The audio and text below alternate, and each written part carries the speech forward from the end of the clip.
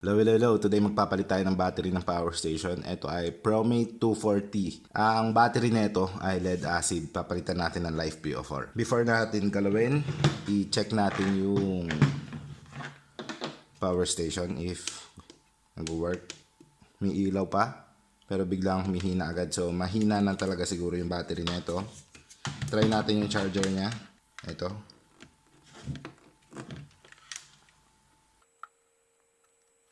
Mukhang hindi na nagcha-charge. Nagbi-blink-blink lang.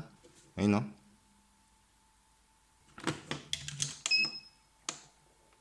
Hindi na rin nagtaturn on tong display. USB. Check natin yung voltage ng battery. 8.44 na lang. So, super baba na nito. Since lead acid to, kapag ganyan na ang voltage ng lead acid, pasira na yan. So, buksan na natin.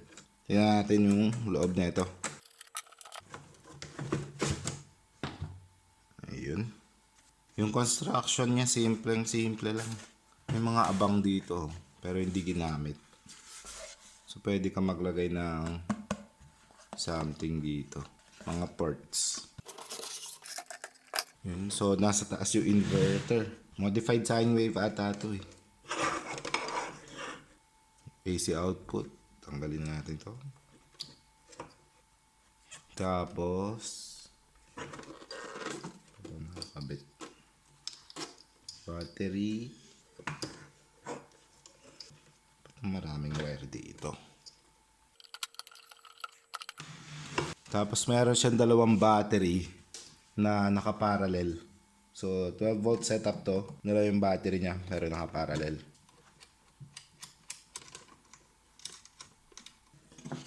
Ayan, natanggal na yung inverter. Set aside natin yan. Para saan kaya to? Ang daming wire papunta sa inverter. I think para sa may display kasi dito na AC, Hertz, wattage, tsaka voltage DC. So baka dito niya kinukuha yung data. Yung sa front panel, tanggalin na rin natin dito.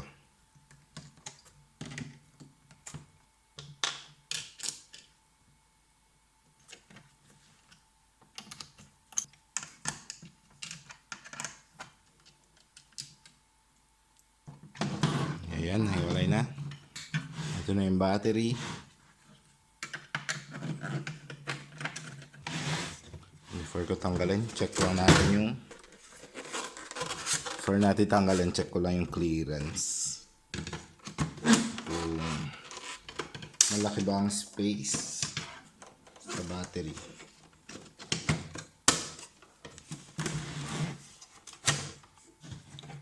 Ito yung gusto natin makita, yung space dito, which is siguro meron pa tayo mga 10 mm. Ang target natin ay ganito talaga yung size.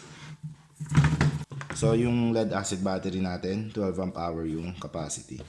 I think parang pareho sila nung size na capacity ng NSS. Pero ito dalawa kasi yung laman.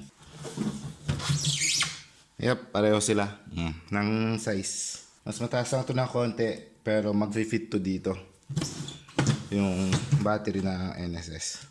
Since gumagawa na tayo ng battery na NSS na ganito, around 18 amp hour or 24 amp hour yung ginagawa natin. 24 amp hour ang gagawin natin, pero dalawa siya, so pwedeng umabot ng 48 amp hour, almost 50 amp hour na. Malaki-laki na yun. Tingnan natin kung anong orientation ng cells natin. Hindi pwede ang ganito since sosobra tayo. So, ganito ang setup natin. Hindi rin pwede ang kaganito kasi maraming space masasayang dito.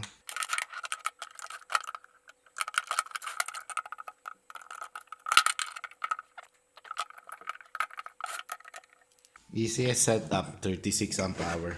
Patayo tayo. So, naka 6P. 6P4S. Tingnan ko lang kung pwede tayo mag 48 amp hour.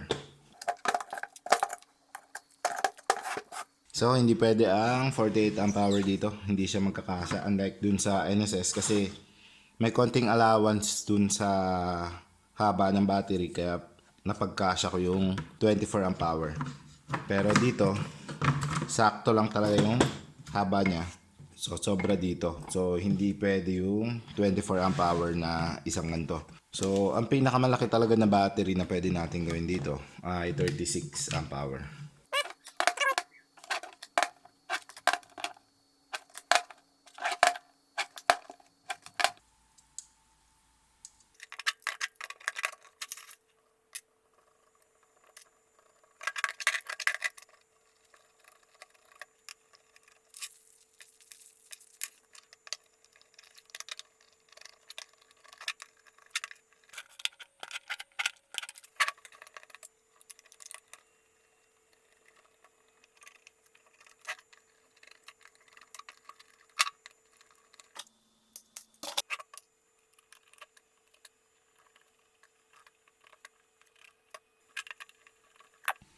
So, yung setup natin, nakaparallel lang 6.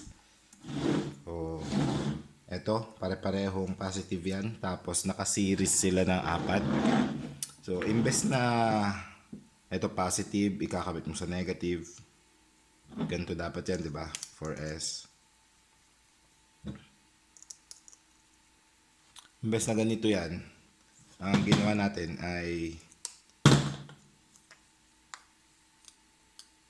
ginanon lang natin. So, meron tayong tabbing wire dito na magko-connect sa positive to negative. And then, yung susunod, positive to negative. Tapos, positive to negative. So, yan yung ginawa natin pag ganyan. Imbes na straight siya ay ginanon natin para magkasya sa battery compartment.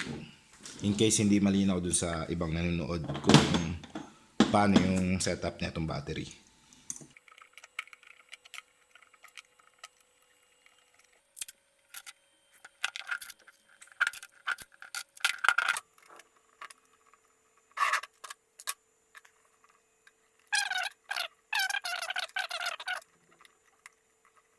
Check natin. Ayan, 13 volts. Next ay BMS ang kakabit natin. So, kailangan nyo lagyan ng BMS para safe yung battery. Ang ikakabit natin ay etong 50 amps na BMS. Meron siyang active balancer. Check natin kung magkakasya. Marami pang space. So, lagay natin yung BMS dito.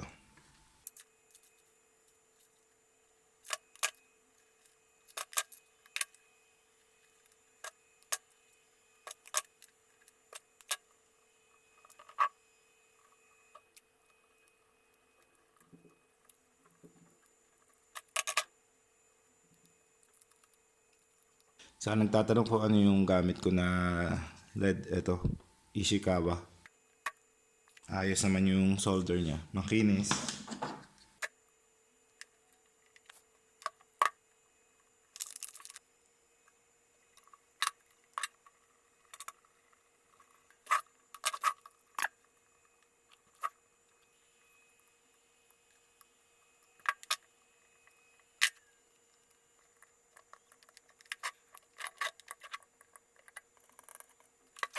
So, pinakapal lang natin yung solder dito sa tabbing wire natin para tumaas yung current carrying capacity niya. Itong mga tabbing wire naman kasi hindi ganun kakapal. So, nilagyan lang natin ng mga solder. Before natin kabit yung BMS natin, i-double check lang natin itong balance seeds natin. Magandang practice lang na lagi nagdo-double check. Negative na probe natin sa negative, tapos iisa-isain natin. Ayan, 3.2. Dapat tataas, 6, 9, and then 13. Okay. So, tama. Kakabit na natin itong balance leads natin para matest natin kung gumagana. Umiilaw na. Ang ko kung kita. Ayan. So, yung isa discharge, yung isa charge. Tingnan natin kung may voltage na. 13.07. Check natin dito. 13.07. So, okay na siya. Gumagana na.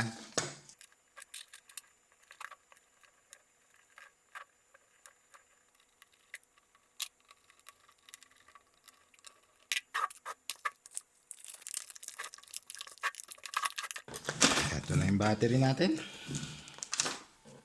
Check ulit natin yung voltage. Ayan, 13.07. Hindi pala natin na-check yung old battery. Ito. Check natin. Hindi niya na-turn on tong tester. Wala. Masyado na mababa yung voltage. Check natin yung voltage. Ayan, 8 volts. Yung isa, 8.3 din. Kailangan natin ng spacer.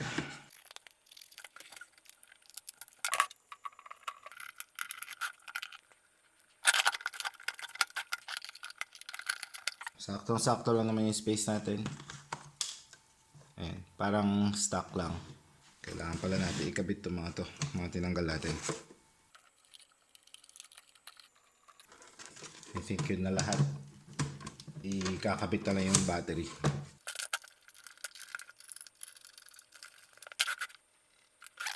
Ito, yung main positive natin. Mag-spark kaya to. Nag-spark siguro to. Normal lang yun. Nag-charge yung mga capacitors. Kaya siya nag-spark.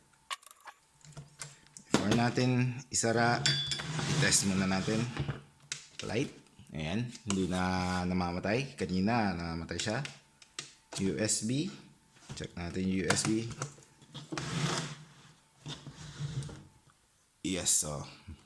Okay. Turn on na yung USB. Power. So, nag-turn on yung inverter. I think ito yung voltage niya. 200. Kikita niyo ba?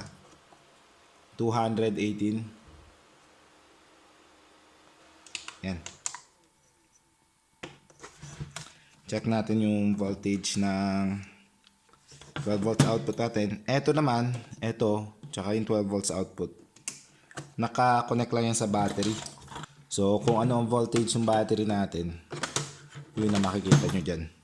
Ayan, 13.07. So, same lang yan dito. 13.07. Ayun no, may mga abang sa likod eh, pero walang mga nakalagay.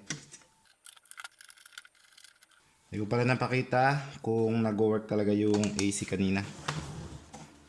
So, ayan, saksakan natin. Ayan, gumagana. So, before, ang capacity nito ay 24 amp hour na lead acid. At dahil lead acid yon, 50% lang dapat ang gagamitin mo doon. So, nasa 12 amp hour lang talaga yung magagamit mo na capacity niya. Ngayon, pinalitan natin siya ng LiFePO4. 36 amp hour na siya. At pwede mong gamitin yung buong 36 amp hour na yun. Pero usually, recommended natin hanggang 80% lang tayo. So nasa 28 amp hour yung pwede nyo gamitin dito. So, kung titignan nyo, more than twice na nung usable capacity. Kasi kung i-compare nyo, yung usable capacity, 12 versus sa 28. So, doble na yung itatagal nito. So, ano yung mga estimated na time nito kapag gagamitin nyo? Ito, dahil 36 amp hour siya, okay lang i-discharge up to 0%. Hindi naman to basta-basta masisira. So, kung 36 amp hour yan, kunin natin yung watt hour, 36 times 12.8. 460 watt hours na siya. Ang laki na. 460, sasaksakan mo ng clip fan, sabihin na natin 10 watts. Usually, 7 to 8 watts lang yun. Pero, gawin natin 10 para yung power losses din ng inverter, makompute natin. Ayan o, 46 hours ang itatagal niya. Eh kung laptop, usually mga 45 to 100 watts. Pag mababa lang na power na laptop, up to 10 hours. Pag charge ng phone, kung i-charge mo yung phone mo dito, mga usually 17 watt hours to 20 watt hours yung nagagamit niya. Sabihin na natin 20. Pwede ka mag-charge ng phone dito ng 23 times. So, medyo mataas pa yung computation natin. Baka more than 23 pa yung makukuha nyo dito. Baka itatanong ko sa may-ari kung pwede pa natin kalikutin pa at sisiliping natin yung laman. masabi ko sa inyo kung okay ba yung power station na ganito, ProMate 240. Ang problema lang ay hindi na stock yung battery na ititest natin. So, okay lang, pero alam naman na natin yung capacity talaga nung stock na battery niya. 12 amp hour or 24 amp hour dahil dalawa. So, ayun, pag may katanungan pa kayo, leave lang po kayo ng comment below. Don't forget to like and subscribe and I will see you again next time. Bye!